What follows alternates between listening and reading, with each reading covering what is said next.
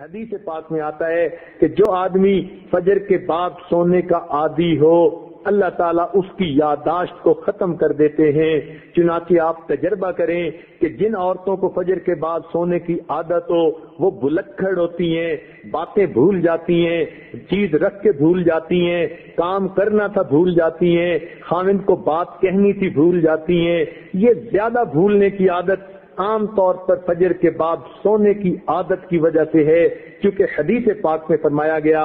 اور بعض روایات میں تو یہ بھی آیا کہ حلال رزق ان کے لیے تنگ کر دیا جاتا ہے، لہذا ان کو ادھر ادھر کا ملا جلا تو بہت کچھ مل جائے گا، حلال رزق کے دروازے بند کر دیے جائیں گے فجر کے بعد سونے والوں کے لیے۔ ہاں کوئی آدمی ایسا کہ جس کی ہے ہی ڈیوٹی رات کی، وہ اگر ساری رات جاگا فجر پڑھ کے سو گیا تو وہ اس بات سے خارج ہے۔ ہاں وہ اللہ والے جو راتوں کو جاگتے ہیں وہ عام طور پر اشراق کی نماز کے بعد پھر تھوڑی دیر آرام کرتے ہیں۔ اشراق کے بعد سونا بالکل ٹھیک ہے، بزرگوں کی عادت رہی ہے، مگر فجر اور اشراق کے درمیان حد الوسع نہیں سونا چاہیے، سوائے اس کے کہ رات کا حصہ انسان اتنا جاگے کہ اب یہ سوچے کہ نہیں سوؤں گا تو سارا دن مجھے کام کرنے کے اندر رکاوٹ ہوگی، پھر اس کی اجازت ہے۔ عام عادت نہیں بنانی چاہیے۔ دیکھا یہ گیا ہے کہ جن گھروں کے اندر کچھ کھانا پینا ہوتا ہے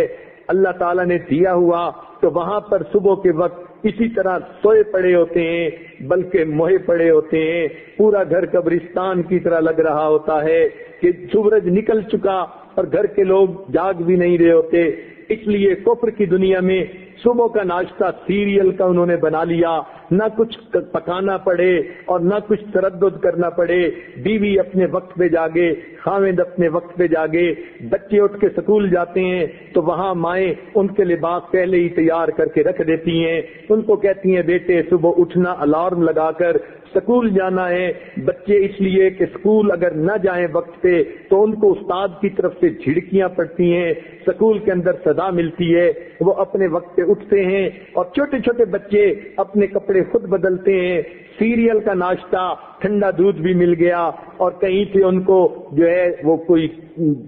سیریل بھی مل گیا تو بچے یہی کھا کے چلے جاتے ہیں۔ تو کفر کی دنیا نے ناشتہ اس لیے آسان کر لیا تاکہ جاگنے کی تکلیف اٹھانی نہ پڑے۔ اس لیے مسلمانوں کا جو ہے معاشرہ اس میں عشاء کے بعد جلدی سونا اور صبح کے وقت جلدی جاگنا۔ چنانچہ صحابہ کرام کے زمانے میں تہجد کے وقت اگر کوئی مدینہ میں چلتا تھا تو یوں آواز آتی تھی گھر گھر سے قرآن پڑھنے کی، جیسے شہد کی مکھیاں بن بھنانے کی آواز ہوتی ہے۔ اس لیے ہمیں چاہیے ہم صبح کے وقت اٹھیں، عورتیں صبح کے وقت اٹھ کر نماز پڑھیں، اگر تہجد پڑھیں تو کیا ہی بات ہے، قرآن کی تلاوت کریں، درود شریف پڑھیں، استغفار پڑھیں۔ صبح کے وقت گھر کے اندر عبادت کا کرنا پورے دن کو جو ہے اپنے جو ہے عبادت جو ہے منور بنا دیتا ہے۔ بلکہ ہم نے تو بعض بزرگوں کا یہ عمل بھی دیکھا، وہ فرماتے ہیں کہ جس آدمی کی فجر کی نماز قضا ہوتی ہے وہ آدمی کا دن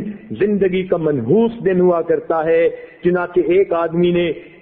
قسم اٹھا لی کہ میں اپنی بیوی کو منحوس دن طلاق دوں گا۔ اب اسے سمجھ نہیں آتی تھی کہ میں قسم تو اٹھا بیٹھا، منحوس دن کون سا ہے؟ کسی فقیہ کے پاس گیا، انہوں نے فرمایا جس دن تمہاری فجر کی نماز قضا ہو جائے وہ تمہاری زندگی کا منحوس ترین دن ہے، تم اس دن یہ کام کر گزرتے ہو۔ بعض ایسے بزرگوں کو بھی دیکھا کہ جو وقت کے حاکم تھے مگر انہوں نے دستور بنایا ہوا تھا، وہ سوچتے تھے کہ جو آدمی فجر کی نماز وقت پہ پڑھ لیتا ہے حدیث پاک کے مطابق اللہ کی امان میں آ جاتا ہے، لہذا وہ حد جو ہے وہ جو سزائیں دینی ہوتی تھی تعزیرات کی وہ اس وقت تک نہیں دیتے تھے جب تک کہ یہ یقین نہ کر لیتے کہ آج اس نے فجر کی نماز نہیں پڑھی۔ اگر پڑھ لیتا تھا تو فجر دوست کو سزا دینا مؤخر کر دیتے تھے کہ اگر یہ اللہ کی امان میں آ گیا ہم کیوں اس کو سزا دیں؟ تو مسلمانوں کے نزدیک تو فجر کے وقت جاگنا اتنا اہم ہے،